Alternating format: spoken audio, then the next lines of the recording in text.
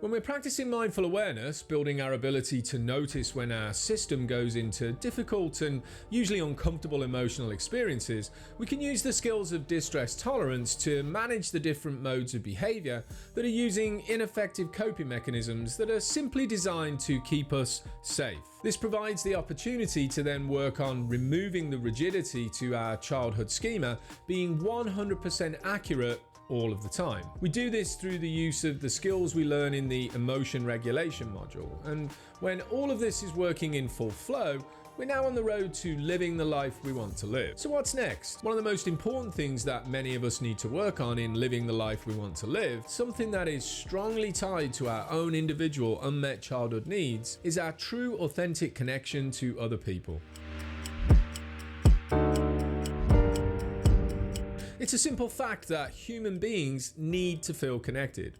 It's innate in all of us. It's the reason we survived and developed to be the dominant species on the planet. It's a fundamental need within our personality system to feel like we belong to some sort of tribe. At a primal level, it's a matter of survival. Without it, fear becomes an ever-present in our daily experiences. So it makes sense that as we grow into this new way of being, we need to increase our ability to communicate with people within our individual community. Whether these people are those that we actually want to develop a connection with because they can support us in our journey, or if they're the people that we need to set some pretty significant boundaries with because they're consistently compromising our true core values and beliefs. Interpersonal effectiveness provides us with the skills that we need to turn these requirements into actions that we can take. From a dialectical behavior therapy perspective, a healthy interpersonal interaction is defined as when two or more people share a reciprocal relationship, supporting each other in ways that are effective in achieving the desired outcomes for everyone involved. This is usually revolving around the ever-changing needs of both the individuals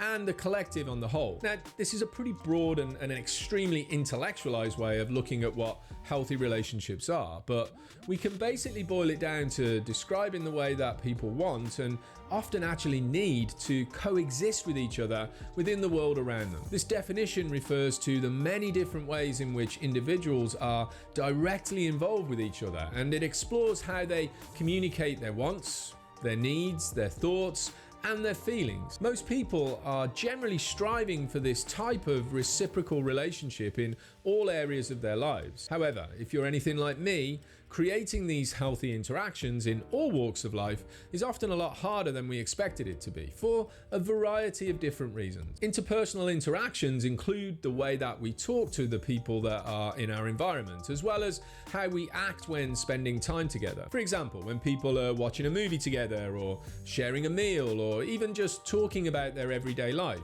they're participating in what's known as an interpersonal interaction with one another. Interpersonal interactions not only refer to the verbal communication aspects of our social experiences, but also the manner in which we communicate via our non-verbal cues too. Each of the skills laid out in the Interpersonal Effectiveness module of dialectical behavior therapy are intended to teach us how to be effective in achieving our own goal without alienating the other person or actually losing our own sense of self-respect. Interpersonal effectiveness skills are also often necessary for strengthening our current relationships, the ones that are important for us to keep, along with developing our ability to seek out and build new, healthy relationships without falling into the old patterns that reenact old behaviors in an attempt to meet our unmet childhood needs. We do this by looking at a number of different things in detail, starting with how to act effectively and skillfully in achieving our objectives in all of our interactions with other people. The skills in this section are basically a variation on what many people refer to as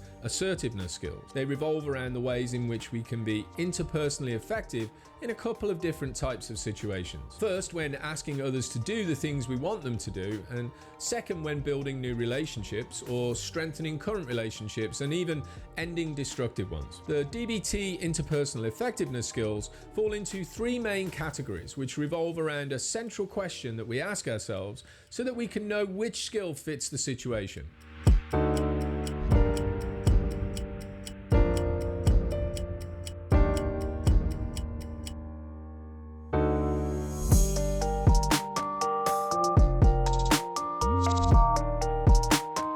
In addition to these three categories, DBT Interpersonal Effectiveness provides the skills connected with setting and maintaining healthy boundaries, as well as developing our ability to practice positive communication. All of which, when used in conjunction with the skills of planning ahead to build mastery, integrated with the knowledge of our own unique schemas and modes, will provide the skills we need to build and maintain healthy adult relationships. It's also important to know that everything in the DBT Interpersonal Effectiveness skills training module relies heavily on a solid understanding of our own values and beliefs. This is primarily because in any interpersonal interaction, we're setting boundaries and establishing the types of relationships that we want to be involved in, including the people that we're going to bring into our personal inner circles, around aligning with our true authentic self, and therefore our own individual and very personal values and beliefs. When trying to create the relationships we want, those that help us to live the life we want to live,